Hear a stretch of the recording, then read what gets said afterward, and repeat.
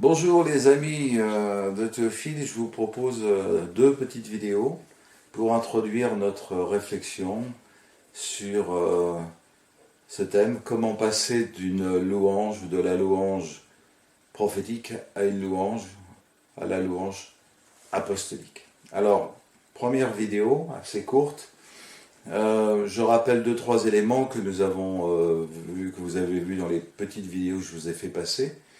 L'adoration du Nouveau Testament, comme celle de l'Ancien, procédait de la personne de Dieu. Ça, c'est le point central.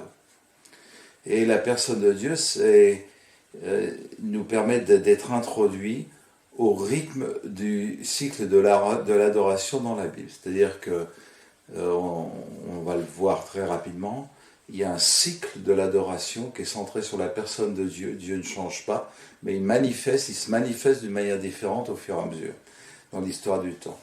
Alors, deux petites remarques.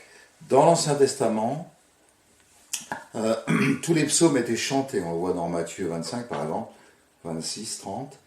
On chantait les psaumes. Nos 150 psaumes étaient des chants, des cantiques. David, lui, de son côté, il institue une louange perpétuelle devant l'arche. On voit ça dans 1 Chronique 16, 36, 37.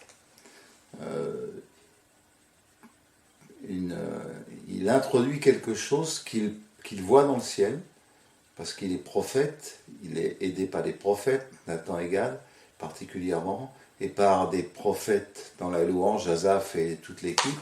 Donc ils ont une perception de ce que nous on a découvert là dans la louange prophétique, mais lui il a cette perception, et il va développer cette louange perpétuelle que l'on retrouvera et que l'on a retrouvée dans la louange prophétique. On va en parler très rapidement tout à l'heure. Donc la louange est l'expression de la révélation que Dieu donne de lui-même à son peuple. Je répète ça, la louange est l'expression de la révélation que Dieu donne de lui-même à son peuple. Cette révélation n'est pas la même aujourd'hui qu'hier et qu'avant-hier. Il est évident que si on donnait le chapitre 8 des Romains à lire à Abraham, il n'est pas certain qu'il en comprenne la moitié. Parce que la révélation qu'Abraham avait de Dieu n'est pas du tout celle que l'apôtre Paul avait. Elle n'est pas du tout, n'exagère, elle est extrêmement développée chez l'apôtre Paul, ça vous le comprenez. C'est le même Dieu qui se révèle en fonction des gens qui sont en face de lui. Et plus il se révèle, plus les gens qui sont en face de lui ont une connaissance de Dieu, plus ils peuvent recevoir, percevoir, apprendre quelque chose de neuf. Et la louange, eh bien, justement, va correspondre à ce niveau de révélation que Dieu donne de lui-même à son peuple.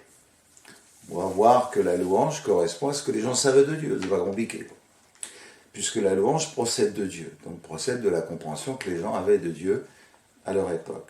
Dans le contexte de l'adoration, on voit ça dans 1 Chronique 16, 11, on voit ils cherchent la face de Dieu. Et chercher la face de Dieu, ça veut dire le connaître et chanter la gloire de sa personne. Voilà exactement ce que ça veut dire au niveau